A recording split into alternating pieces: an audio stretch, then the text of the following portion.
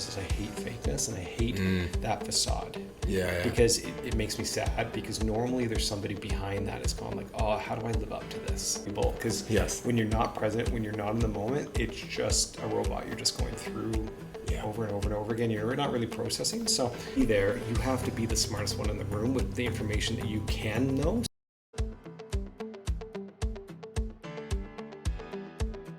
Hello world, it's Nathaniel here with Kicked in the Junk.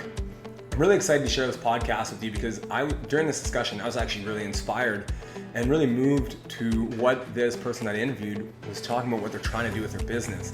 So moving forward, I'm going to be doing a business segment, which is really exciting and something that I'm really passionate about. And on this episode, I got to have an amazing discussion with Chris Wills. Chris Wills is not only a teammate and a friend, but him and his brother opened up their own commercial real estate firm about 4 or 5 years ago, and we get to dive into the ins and outs of that and what that process was like and what it was like to step out of their own comfort zone to start their own business and look at the things he's doing now to be successful. To be honest, I was super inspired by this. This guy is an amazing guy, and I just love what he's doing, and I think he's doing things in just such a way that I feel like we could all learn from this, not just in our own personal lives, but in business especially. So I really hope you enjoy. I know I did. And without further delay, we'll get right to the podcast. Well, Chris, thanks for being here. I appreciate you. And, again, glad you're here. You know, I've known you for a while, played football together, and I've been hearing lots of rumors about your guys' business that you and your brother have. And to be honest, I see you guys everywhere. It's almost spam now. But you guys are doing something right. And so the whole point of this podcast is to talk about low times, talk about, because I find a lot of times society, we like to kind of brush it along or just ignore it and realize like those low times can actually spark some amazing things and we can learn from them. Yeah. And this whole segment I'm doing now is about businesses, and you guys have a bit, you guys are running this business. It's quite successful. So just diving into, what got that all started, what got you here, why'd you get into it? And so maybe let's start with why'd you get into commercial real estate? No, I appreciate it. I've been very fortunate.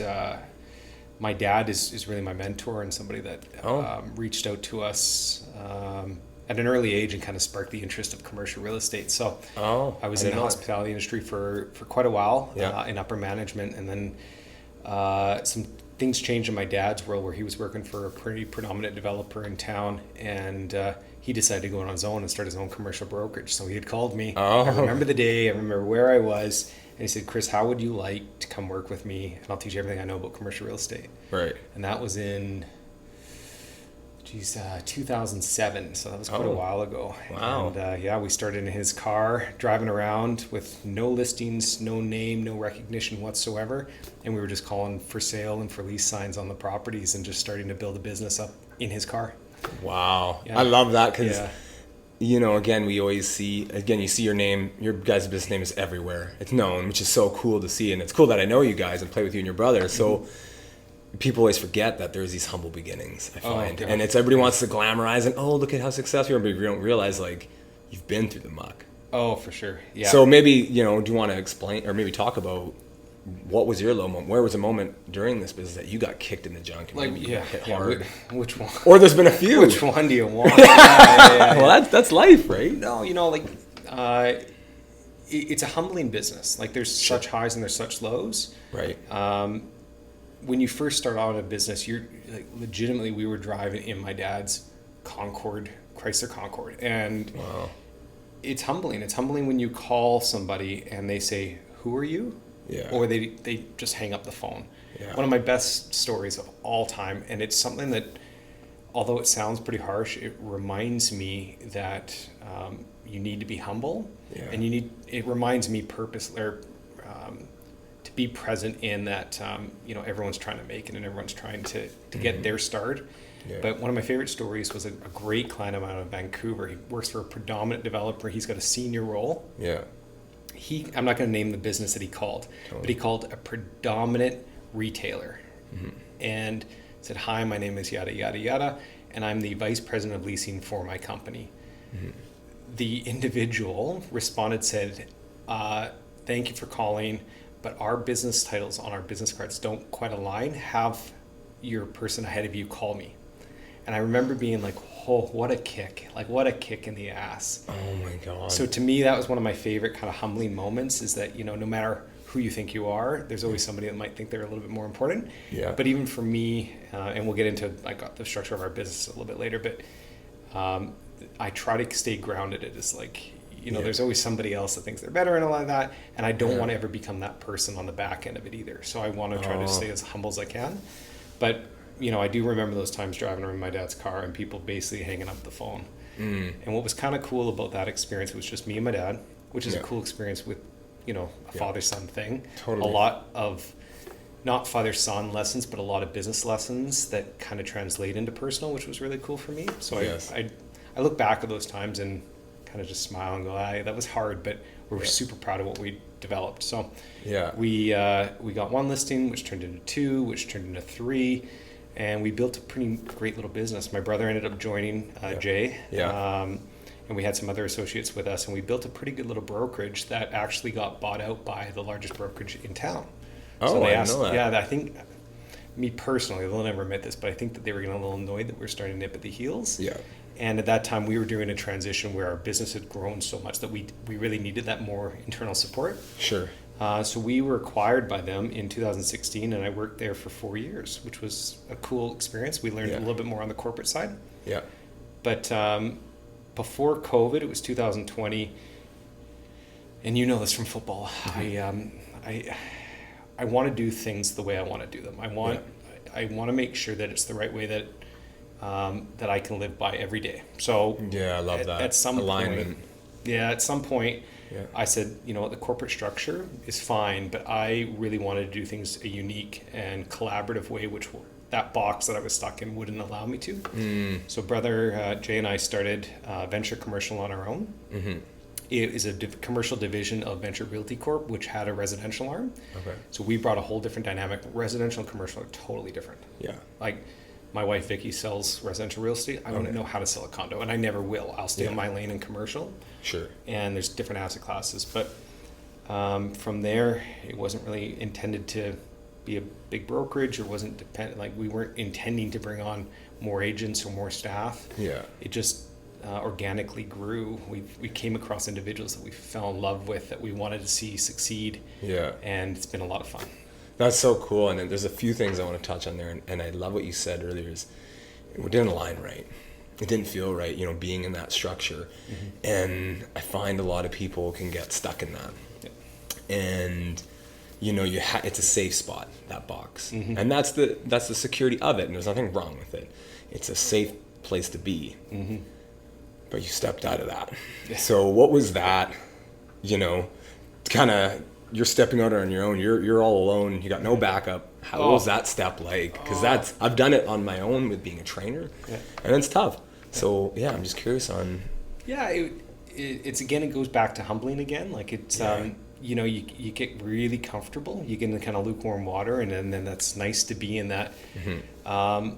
You need to have a lot of confidence in yourself, and for me personally, I needed to have a really good support team around me, which I could never have done it without the support team. So my wife, my two daughters, my brother. So I have a twin brother where you can have as probably the most authentic core conversations, right? There's no holding back. They're deep. That's awesome. They're dark sometimes, but they're also really like we share in our successes and our failures together, and it's honest the whole time. Yeah. So that's awesome. I didn't know that. When you jump into that and you take that leap, it's terrifying, but when you have a good support system and you have the confidence in yourself, and I know that sounds super cliche, but when you have the confidence in yourself to say, you know what, I've got great people around me. I had great clients. Like that was another huge thing.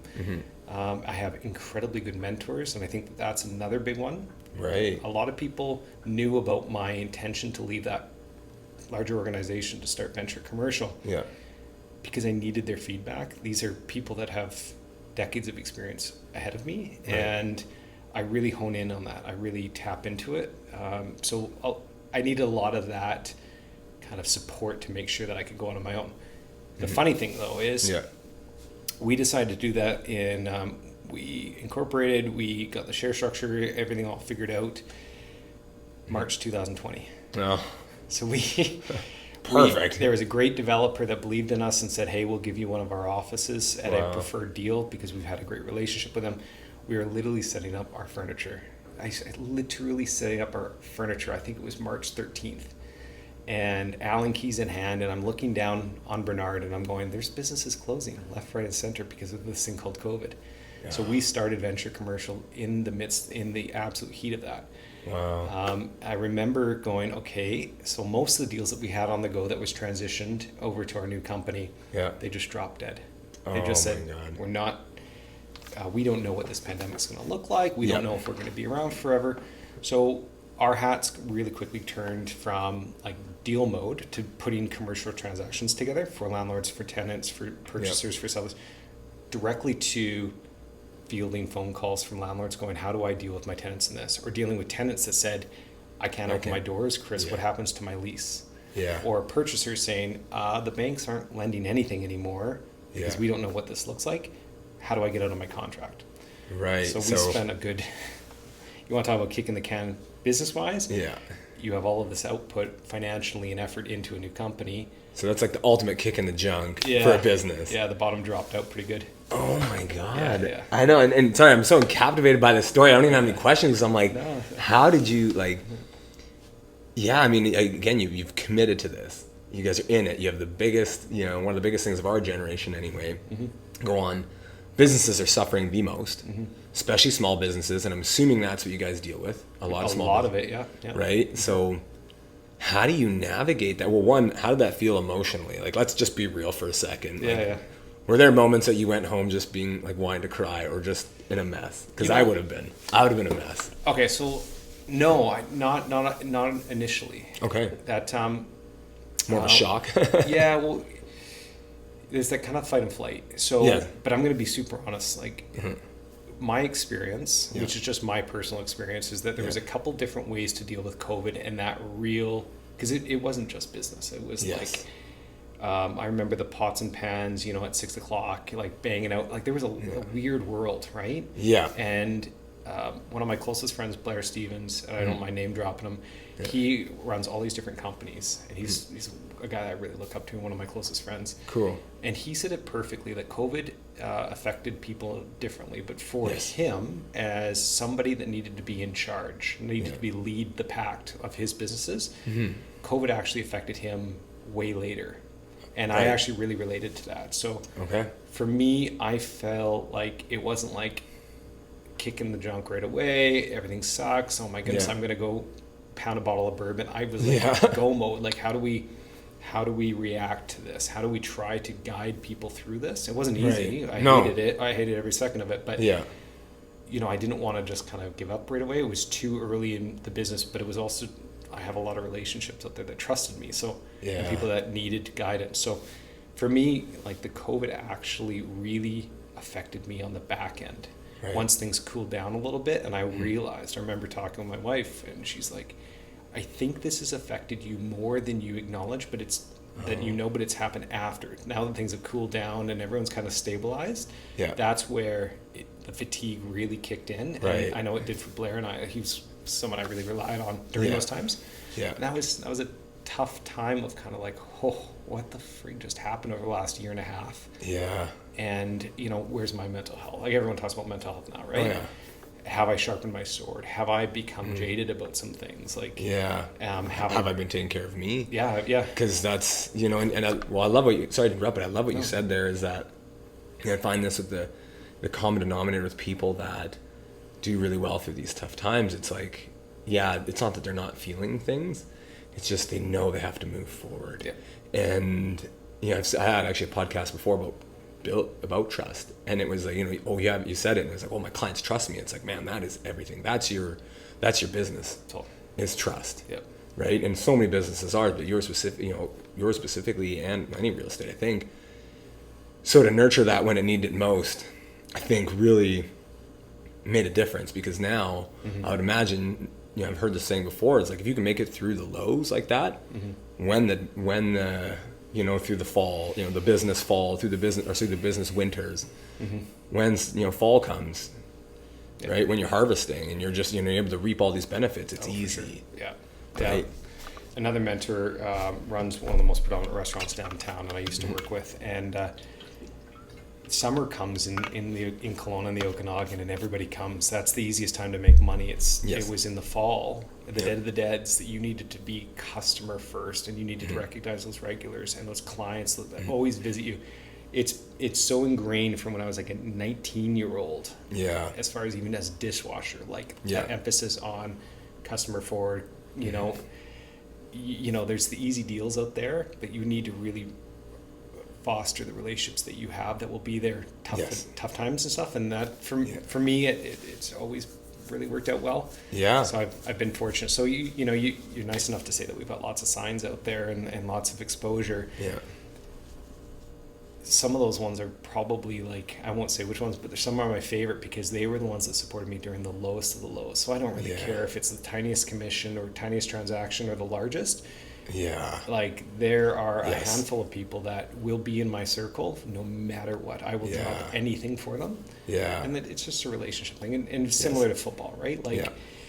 We can go through great wins, we can go through losses. But, when you have that group of people that have experienced the highs and lows with you, that becomes something. So to me, that's very valuable. Absolutely. And it's showing, right? And clearly, because that trust, especially I find in this town, but in all businesses, it's contagious too, right?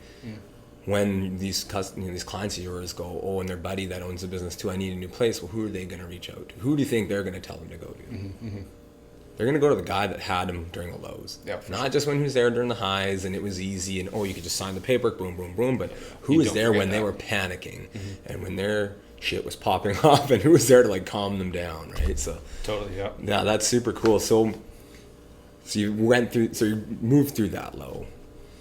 I want to take a side step into the mental health side, because you said you weren't doing that, taking care of yourself then.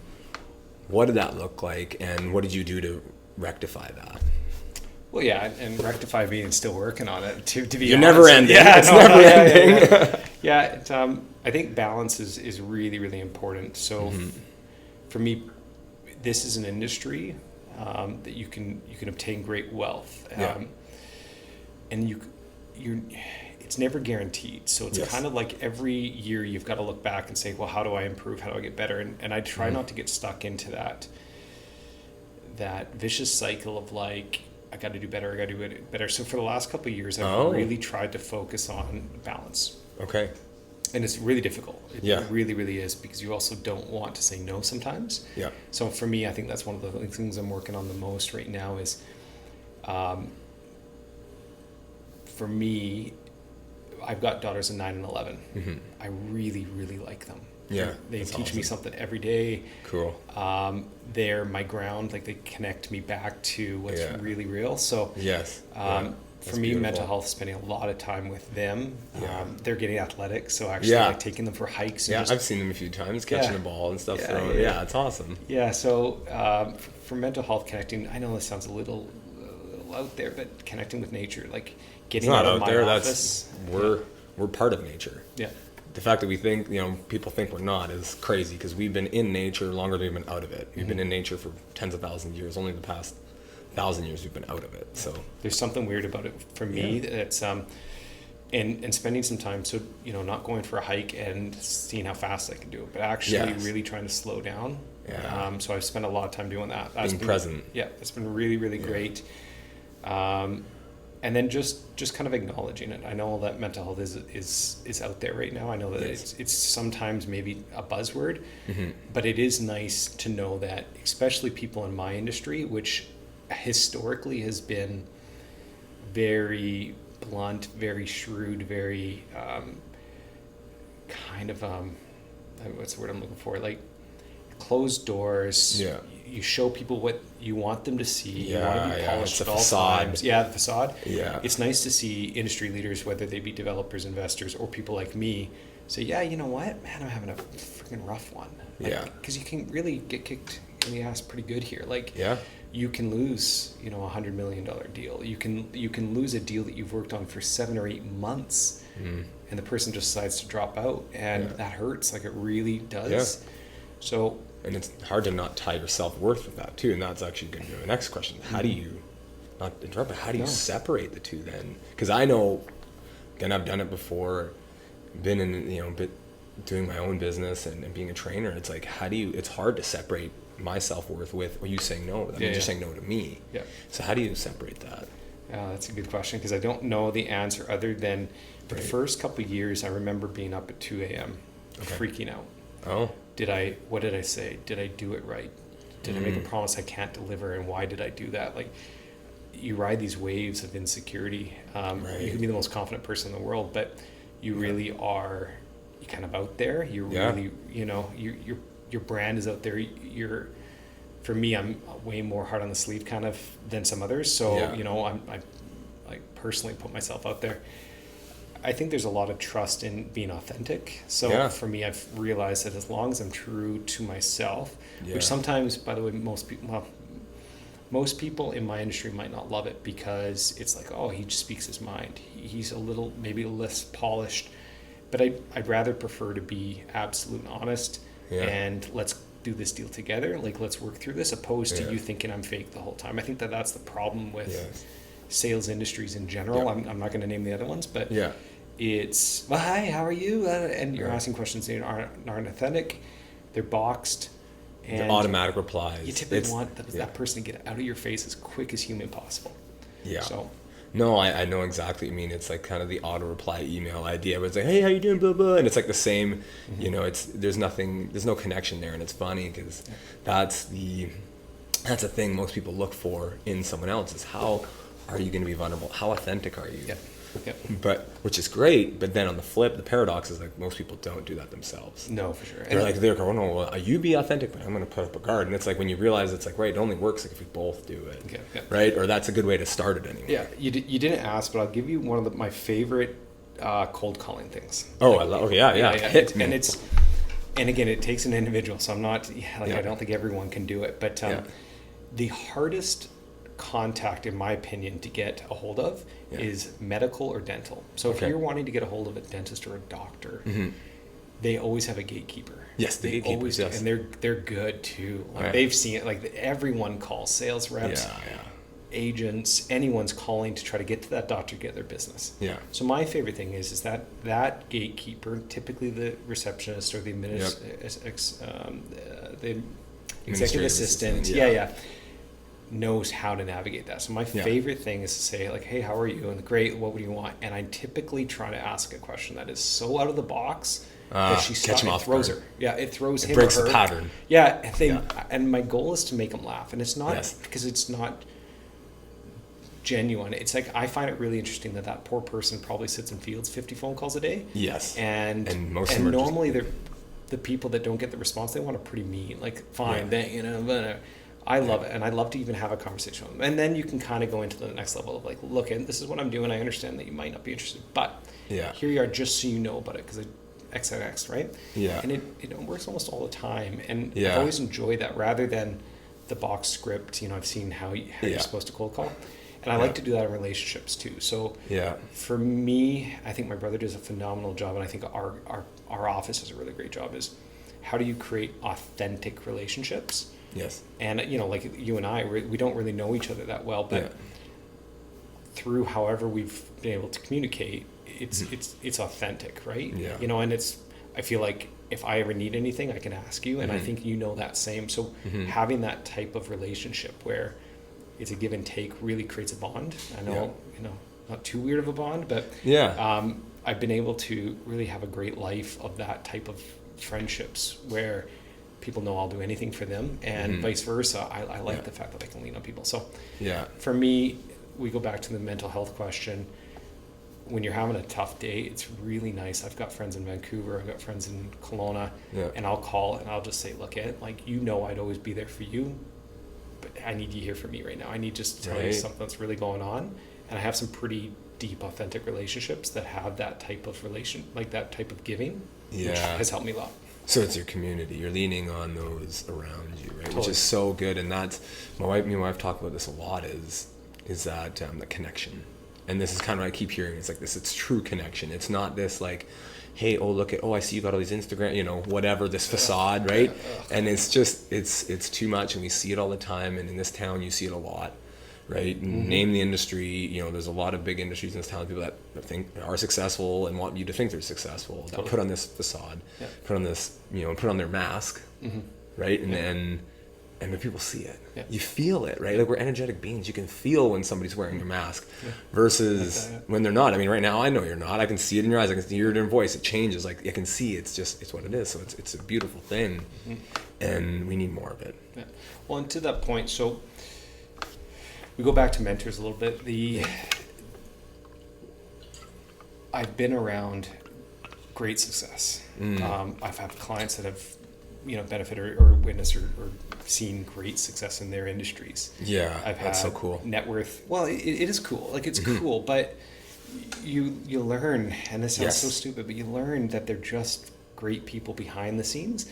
And what we have values and anti-values. What I'm learning more and more about myself is, one of my anti-values is I hate fakeness, and I hate that facade. Yeah. Because it makes me sad, because normally there's somebody behind that is going like, oh, how do I live up to this? Yeah. And I hate that idea. Yeah. And I've also seen the higher you rise, typically the harder you fall. Yeah.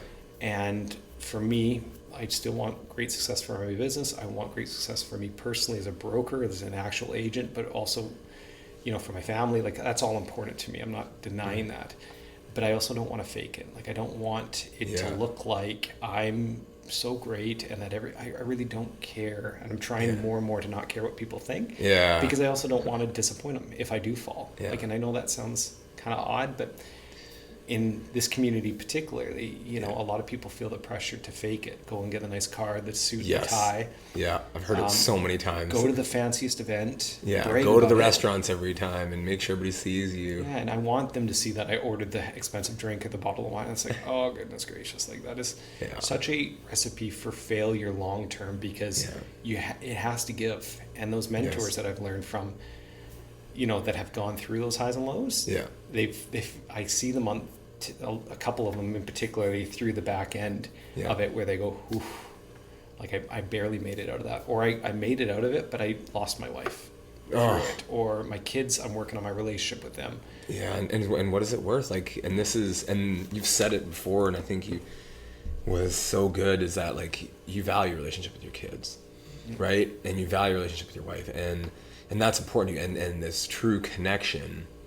And so when, and this is the trade-off you've probably seen more than I have, is you're putting all that energy into this business and putting this name for yourself, success, whatever you want to define it. And typically it's money, it's your business, it's power, it's influence.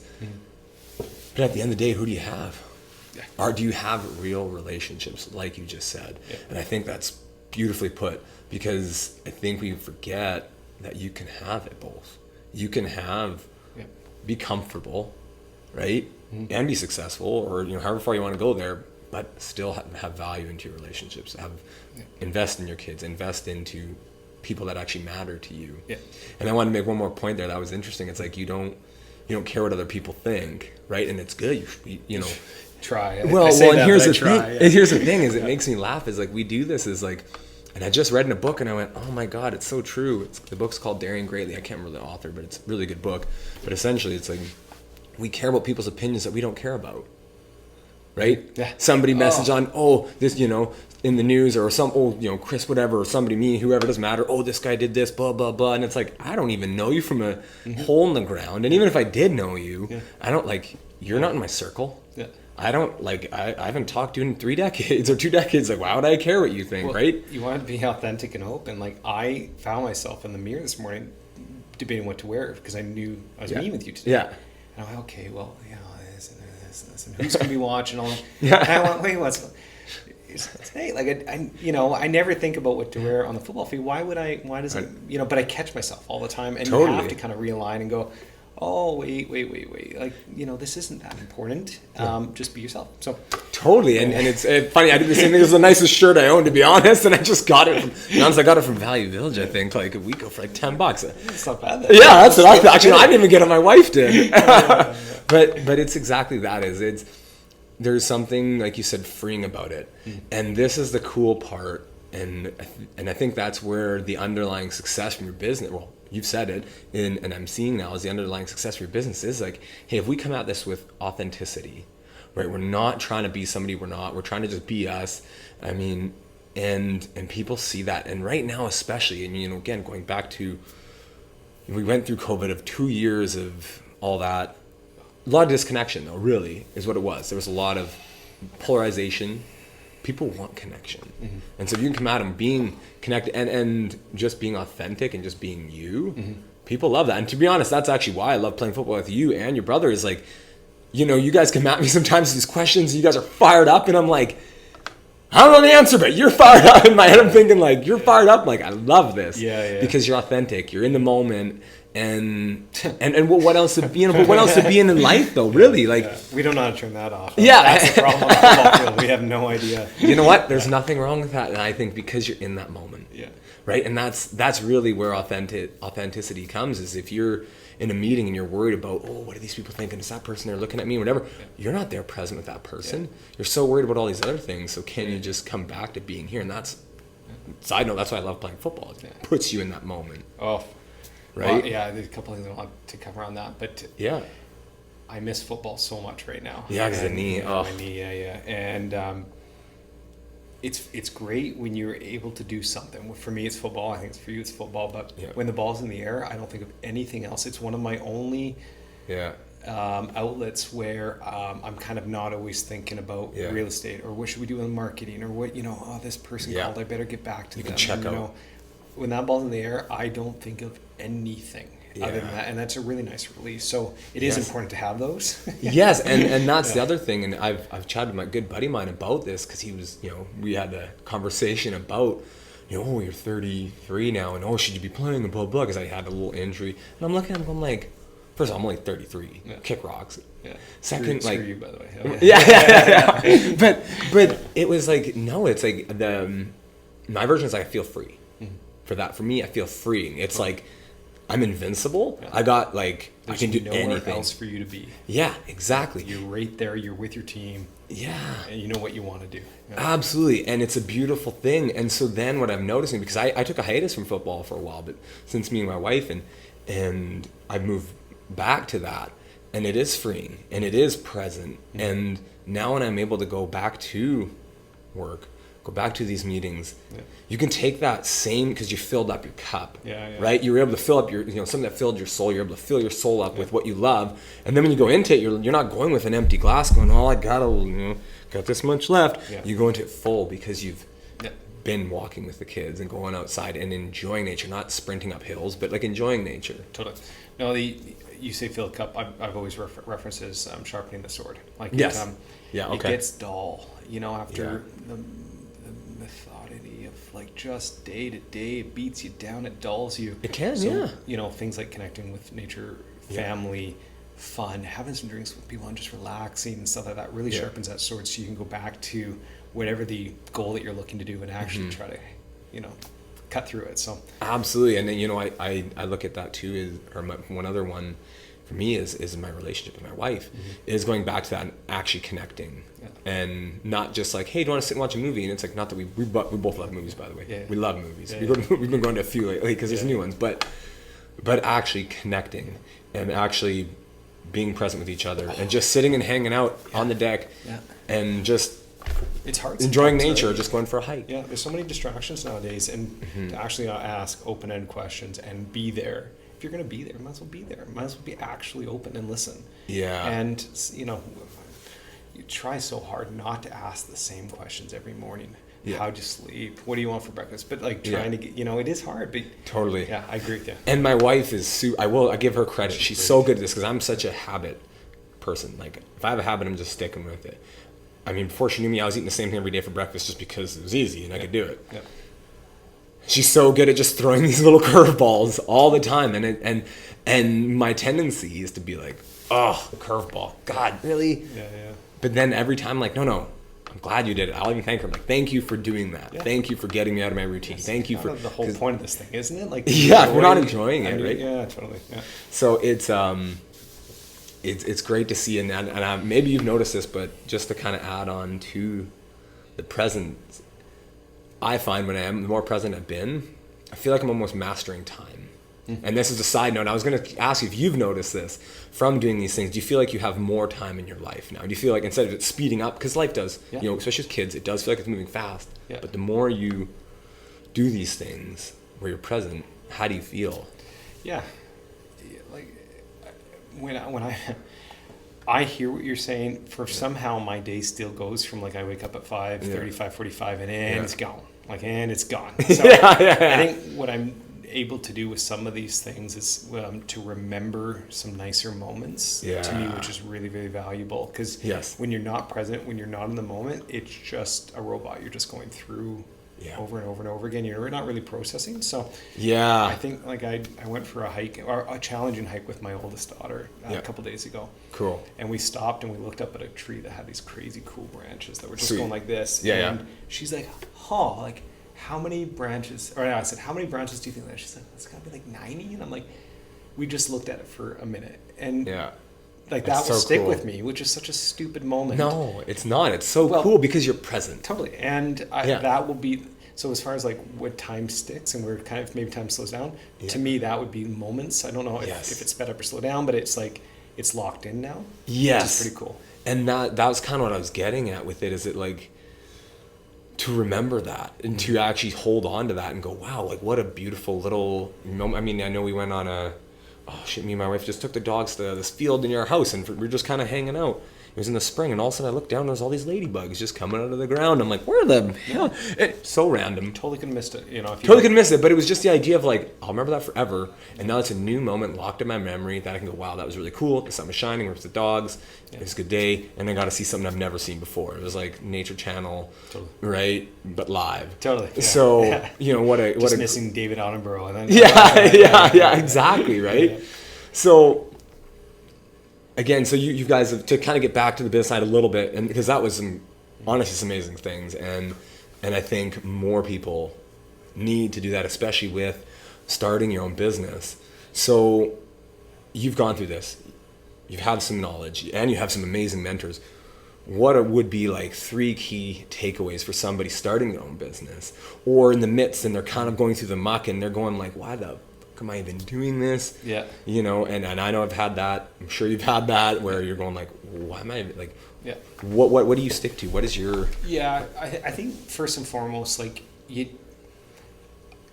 being around successful people that have started their own businesses, it's not because they want to be a president or a founder. I find that there's a lot of people that are just in this weird kind of gray zone, and they're like, well, if I don't know what I'm going to do, I'm just going to create something and I hope it will stick. And I find that the passion, the fire needs to be there. It needs to be like, like for me, I use the definition of the box. I was in a box and I hated being in the box. Ooh, and that sparked. Fueled. The person, I laugh at this because I know exactly where I was when I decided I was going to make the move. And I knew how hard it was going to be. I was sitting at a bar with my brother and I said, what if we just do that? What if we just do it on our own? What if we just do that? We knew that there was a vehicle. We knew the connections. We knew the people around us that would support us. And it just clicked. Yeah. So when we were doing our exit interview with the big company, I thought they'd be mad. I thought they'd be irritated. I thought that they were going to really grind it to us. They were going to tell us we would never amount to anything and we were going to steal all your clients and yada, yada. And I still respect him. We talk almost, at least once a week. Yeah. And he said, you know what, one of the he quoted the movie in Inception. Okay, yeah. And he's like, it's going to be. I'm going to butcher it, but he said, one of the most powerful things in the world is a thought. Yeah. And once you have that thought, you can't get rid of it. And I went, there's a spark. Yeah, I was like, holy smokes, he's right. Like that. Yeah. Once I thought about it, I couldn't let it go. So for me, I think that you need to have that motivation of like the why, like.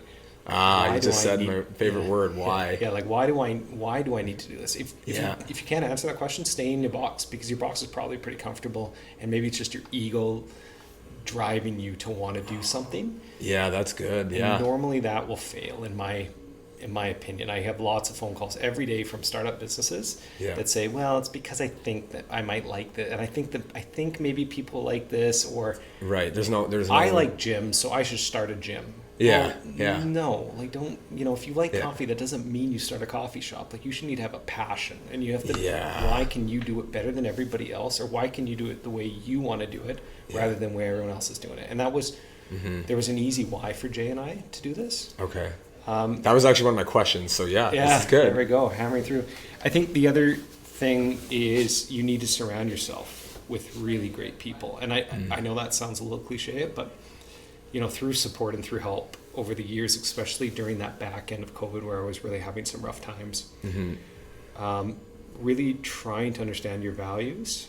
Your values wake you up in the morning, they drive you. They make you work till 2 a.m. Yeah. They make you wake up at 5 because they're what's fueling and energizing you in your life. But you also need to know what your anti-values are. And I found that I was surrounding myself with some anti-values, things I didn't love, and it was draining the crap out of me. It was just pulling me in dark spots. I didn't have the energy. I wouldn't actually work out or go on my hikes, or I wouldn't, Right. whatever the case might be. So what are your values then? I'm curious now, because now we're there. Oh yeah, well, community and friendship and family are kind of my biggest ones. I know that those are like you can hone in on a little bit more specifically. Yeah. But I need to have I think that if the world went completely dark and I was isolated, I'd probably fail because I need human connection. I need that authenticity. Yeah. So I think that those are kind of my big ones. Honesty, competitiveness is one of my big ones too. So I need to surround myself with competitive people. That actually makes so much sense because you come out to all the games. Oh, I don't think you even missed a game this last season, even though your knee was out. I don't think you even missed one game, and and that actually says a lot. And not just because it's your value you're telling me, but you showed it, right? And Well, that's a difference, right? It's like some people, oh, this is my value, and it's like, do you actually value that? Because you're not showing it. Well, we on this back wall we wanted to have this huge thing of like corporate values. Yeah. The funny thing is that you get pulled so quickly into like the buzz ones. Yes. Charity and community and passion. And especially and all when those you put it things. on a big sign, it's kind of like I've seen that in every office. I know. So we didn't do it, But being around competitive people is extremely important, and then very, very authentic. Like I know that we keep talking about this stuff, but we've also had partners or people in our business that, to me, they're good people, but they're not competitive, or they wanted to show the facade of solidarity. They never really were. They never let the cracks kind of shine through. yes. And I have trouble with that. I something I'm still working on. But when I come across people like that, I become super blunt and super kind of irritated because I'm like, why aren't you letting me just understand? Like I'm doing This is it, your why way of aren't like you? kind of, hey, come on, man, let me in. Like I'm trying and when you don't, I get frustrated because it's like I'm like just like a dumb ape that's like, why isn't this working? So that's awesome, but it makes sense though, right? It's again, it's you're looking for that connection. Yeah, and when I don't get it, it's like it pulls me into this weird direction of like how do I get this person out? And they don't want to be out. So I've learned that's the other thing too, I guess. Yep. And I'm really fighting this still today. We've got 9 amazing agents. Wow. Everyone has their own characteristic, and everyone has what drives them. We have some people here that are like, do not put me in a golf situation. Do not bring. I'm not saying Well, Jay loves cornhole.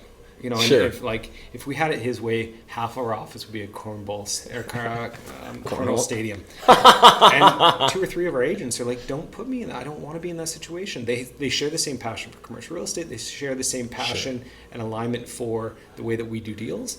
But they just show it different. Yeah, and that's fine, right? Yeah. But there's a lot of times too that we sit at this table over here, the boardroom table, and go, like, how are we going to get a listing?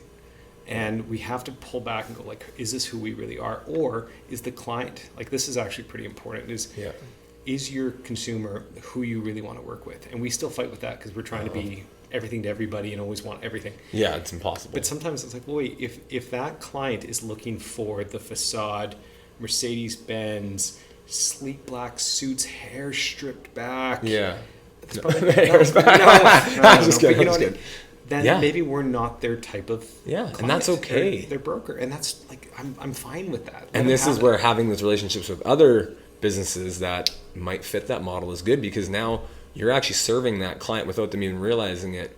You're like, hey, you know what? We're not that fit, but here's a guy that is. And then you still look like the good guy. Totally. Right? You still come out as a win. Yeah. Right? And it helps them, and then they might reciprocate that, right? Sure. So I think, those are some lessons as far as starting your business. Is like, for me, that's worked really, really well. Yeah. Is I hate the fake it till you make it. I hate it more than anything, and I hate in my industry that's almost something that's encouraged. Yeah, I've heard it from a few realtors. Well, it's hard, right? Like, why would I trust you to sell my $2 million home if you have no experience? So there is a level of I like to spin it a little bit as like, be there. You have to be the smartest one in the room with the information that you can know. So if you, in an industrial product, do you know what overhead doors are? Do you know what the typical HVAC or typical electrical that's brought to that unit? Do you know if there's a grade? Do you know who your competitor is?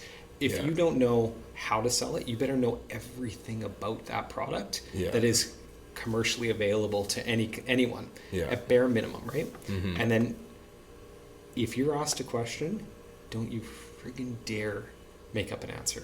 Yeah. The next best thing, I always laugh, like the second best answer is a no, but really, like when you're asked a question and you don't know, really the best answer is, I don't know, but I will find it and I'll get back to you within an hour. Yeah. There's nothing wrong with that. Totally. I used to do that with clients all the time as a trainer, was exactly that. Oh, do you know about this? And I'm like, honestly, I don't. Oh. And then I would tell them, like, I'm going to look into it. And I actually had a research journal, and I learn, actually, I started doing it again, is I just learned something new every day. Write it down. Like you do, and then, but then I would go back to them, like, hey, look, I read into this, and this is everything. And I would give them everything I got. And they're like, oh, wow. And then I wouldn't just tell them, I would tell maybe somebody else that didn't know about it, whatever. And then I'm getting smarter, and then I'm building trust with them. Yeah. Whoever says they know it all or that they're the smartest person is I got questions for them. A good friend of mine, he just moved home from Saskatchewan, and he said, Chris, I was scared because I sincerely believed I was the smartest person in the room, and I don't want to be that. I want to be the person that knows the least and can learn from everyone at the table. Yeah. Now, whatever situation he was in, or if that was ego-fed or whatever, I still love that. I love that you don't want to be the smartest person in the room. You actually want to be the one still be able to learn and absorb. And I think there's some pretty cool utility in that. Totally. And that, to be honest, that was kind of like the sidebar of the podcast, is realizing, like, you can learn from anybody. Mm-hmm. Like, I mean, imagine if you learned, how many clients do you chat with in a year? Well, let's say 20, 50, 100. Let's say 100. Yeah. If you learn one thing from each of them, that's a lot of things to learn. Yeah. Right? So, like, why can't we do that? Yeah, totally. And realizing, like, they're in that field for a reason, whether you like them or not. I mean, even somebody like a lowly job, or a job that people don't really find glamorous, they've been in that field for a while. They're going to know some things that you don't know. Oh, for sure. Right? And even if it doesn't help your life right now, it's kind of cool, and you can respect them for that too, right? Yeah. And that's the authenticity as well. Yeah, my dad always says this. He's like, his biggest fear, and I believe this, by the way, like, I really believe it, his biggest fear is that he's going to pass away without passing on all the information that he learned. And it could be the tiniest, or it could be the most significant commercial real estate, tidbit, or it could be, how to fix a battery in a Sea-Doo. Like, he used to be a drywall, I guess, when he was 20, and I asked him when we were renovating a house 10 years ago, would you mind coming and help me? And out of nowhere, this guy that knows commercial real estate's been in the industry for 40 years, yada, yada, pulls out this, like, tape gun from his hip, and he's just doing this perfect stroke on drywall. And and I went, where the hell did you learn this? He goes, oh, I used to do this when I was 20 years old. Yeah. Let me show you. And it's kind of like, I don't think I'll ever drywall again, but it's really hard, by the way, the taping. Oh, yeah, yeah. And I was like, holy, it's like an artist. Yeah. And why wouldn't you want to learn from that, right? So I think it's cool. It is, and you know what? That is part of why I started my learning journal, was to recognize, one, humbling, like you said before, and realizing you don't know everything, but why not learn more things? I don't like. What's the point if you got all this experience around you and stuff like that? I think a part of the thing that I wish I appreciated more, I think I don't get it yet, is some of these relationships I have, and they are clients, to be quite honest. They are clients, but there's some doors that have been broken down to, like, some points of entry where I don't think many people would get to know these people on a personal level, and be able to sit on their deck or their patio in Calgary or North Vancouver or whatever, and ask authentic questions. And I scratch myself going like, man, there must be hundreds of people that cold call these guys every day. Yeah. And somehow I'm lucky to be here. But I think it's because I don't mind asking authentic questions. And I think that a lot of people, when you ask authentic questions, they want to give. Yeah. You know, and they want to share their experience. And I'm fascinated. I'm like, oh my God, I'm here. Like, what happened during the oil boom, or what happened during the crazy interest spike in the 80s when you were trying to develop a shopping center. And you know, and I'm like to me, it's like a movie. I'm so fascinated, and they love it. And I think that's where you build some really great relationships, is where you're open to learning as much as you can. And it's worked out really, really well. And no, I absolutely love that. And I kind of think, I'm like, okay, you know what? I used to have clients lots. You spend lots of time when you're training people, whatever. You spend 3-4 hours a week. Sometimes you end up knowing them better than they even know their own partner. And the things you learn from these people. You probably see them at some, you know, if they are just holding on a thread, and you learn a lot about people. Oh, totally. And what they've done and who they've been and the things they do. And you're like, man, that is, you know, the things that they tell you is just amazing. And I find it, I think you said it right. It's like watching a movie, but it's real life, and this is like somebody telling it from first hand. I mean, I remember meeting a guy that was tail end, but he was on the tail end of World War II. And I went, like, he was on a boat, and it was like 2 months in, and just, you know, again, random, but like, holy, like, that's wild. Yeah, that's a whole nother level of like, that you happened? did what? Yeah, exactly.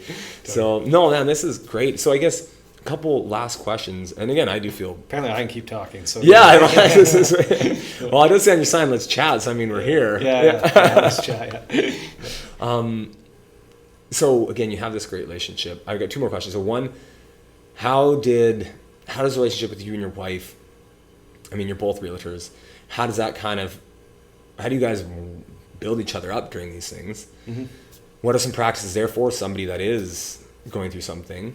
And then last, what is some stuff that you want to pass down, that you want to make sure your kids or people or anybody out there, what is like the last, you know, let's say your kids, just the last thing you want them to know if you were to, let's say, go today. Not that that's going to happen. But like if you were going to like be like, this is the most important thing. So maybe let's start with the wife. Let's start with the partner stuff, because that's super important. Then maybe we'll go to the kids stuff at the end. Yeah, when I met my wife, I remember, and this everyone's gonna roll their eyes, but I remember going, oh my God, that's the one. Like I was so excited. Cool. I trained her at Earl's. And I met her, and I remember coming up and seeing her and going, oh, like, who's that? You know. And then she's feisty. She holds me to a level and a higher standard, which I really love. She keeps me on my feet. Right. And she's not impressible, which that might sound bad, but it doesn't matter if I get to fly down and watch Game 6 of the Stanley Cup Finals, or if I'm in a billionaire's house and as a personal guest. She doesn't care. She still holds me to, are you a great dad? Are you there for your community? Are you there for your friends and family? That to her is attractive, and I've always really admired that. So she really grounds me in the right way. And then what do you guys do to like make sure you guys connect? Well, what's like something daily, weekly, whatever? Stuff like it's I wouldn't say there's a ritual, but we know that time away from the kids and away from screens and away from certain type of kind of like easy distractions and indulgence is really like we try to make sure that we go on a trip. We just went on a road trip to Calgary, and cool. We had the choice of flying or driving, and we wanted to drive because it was just, you get that time to really connect. So stopping in a parking lot, you know, at the entry of Alberta and throwing the football around and stuff like that. Perfect. Or bringing paddle boards and being able to stop at a lake. So those are kind of things that are really valuable to us. I think Oh, I love that. We spend a lot of time right now specifically because we're in the heat of a million little things in our lives going on. And she has highs and lows in her business. I have highs and lows, and they're never in sync. They're always like, they're different. Even, in commercial real estate, you're typically Monday to Friday, 9 to 5. And Vic is typically evenings and weekends, 5 p.m. to whenever she works, right? Yeah. So when you're there, and you've mentioned it, to be honest, like it sounds like we synced this thing up, but when you're present, you're present, and get out of those mundane couple questions of like, how was your day, honey? Like, trying to break that wall to be like, can you tell me what was the most exciting thing of your day and why? Or like, did you like? I love that. Something that is not a yes or no answer. It's a really they have to think about it. And it's funny you said that, because that's actually something I do with my kids now at the dinner tables. We'll go, okay, and we all answer, not just the kids, but it's like, okay, what are 3 things you're grateful for today? One, practicing gratitude, because it's so easy to just, for them to, especially kids, but everybody, to kind of just get used to this standard that like we deserve it versus it's earned. And well, anyway, we can go into that later, but asking things, okay, like one of them was, who did you help today? How did you serve? Who did you do? Did you do something nice for somebody today? And I say it to the kids, but then, then it comes, my wife answers too. I'm like, oh, that's really good. And it comes back to me. I'm like, oh shit. There's been a few times where I'm like, yeah, I'll say nice things, but did I go out of my way out of something that was abnormal to do something nice? And now it makes you go back to go, oh, right, I gotta we're gonna sit down tonight, and I gotta make sure I do something for not only not for them, but just for myself. And it's kind of this weird little accountability thing. But the point is it's getting them out of the same mundane questions, and it makes, now I'm present, now I'm really paying attention, and now we're really communicating, and it goes off into whatever totally. Conversation, and that, right? It's funny, like the science behind that dopamine of doing something for somebody else really is huge, right? Yeah. And I think that's another whole other topic, but really being selfless really actually energizes you and gives you this real purpose, which is really nice. So I really do. That's like a sidebar, but I really love that part of life. Totally. And you know what, I've heard it. It's life's not about me, it's about we.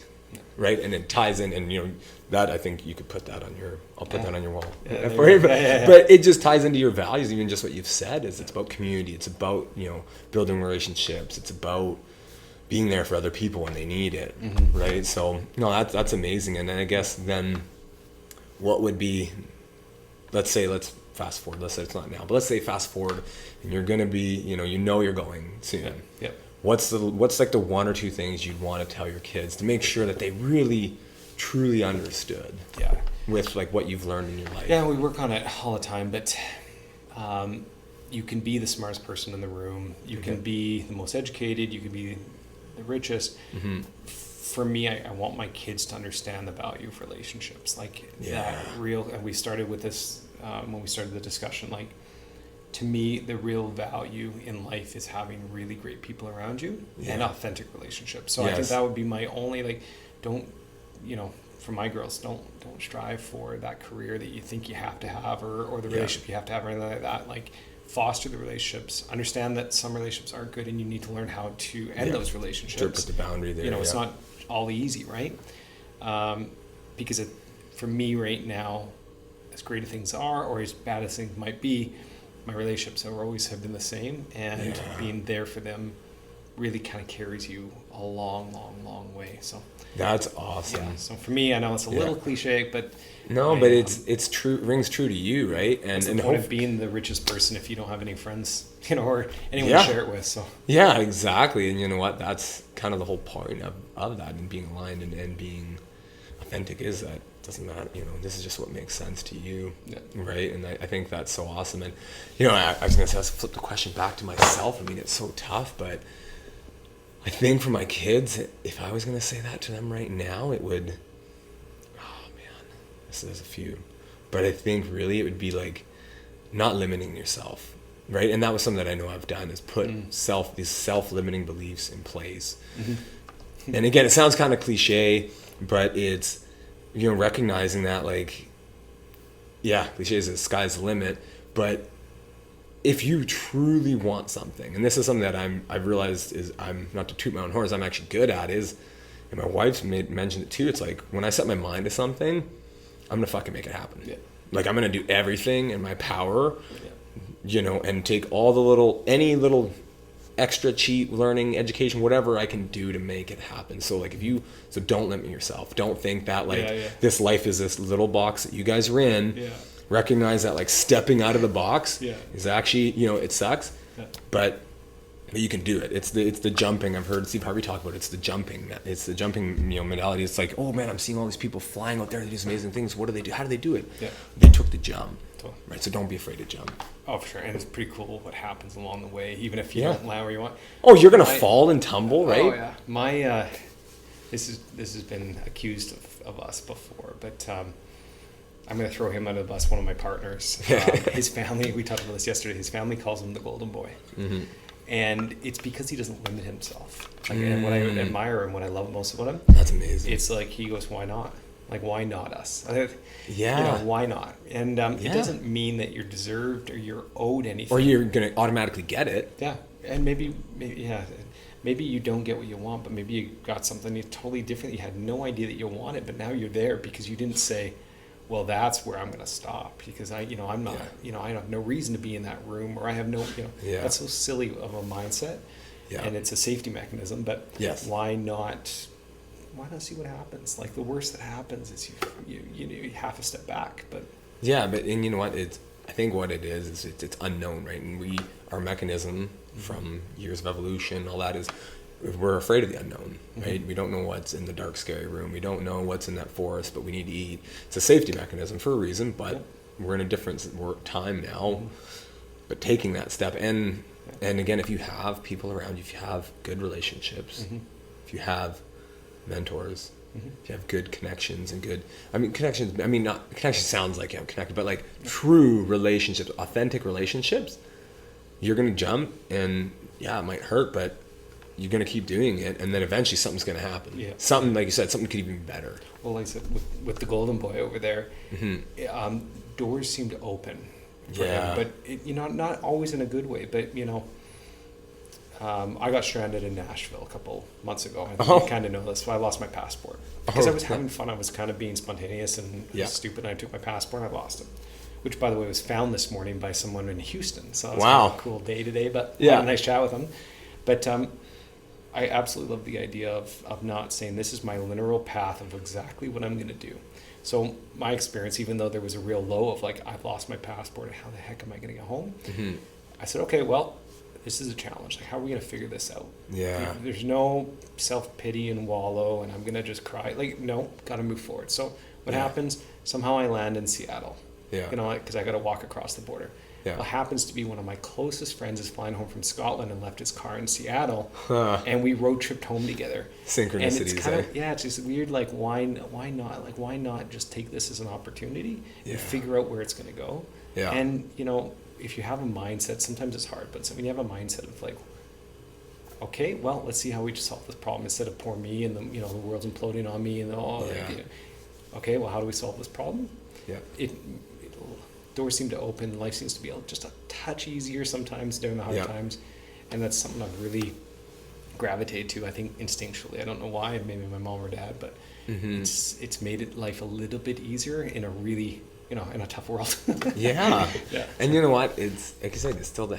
I love what you said. It still happens, but it takes the edge off, and. To tie back to your business, that's literally how your business started. Yeah, was like weird, right? Yeah. It was like, hey, one trick pony, to be honest. It's all the same thing. Yeah. It works.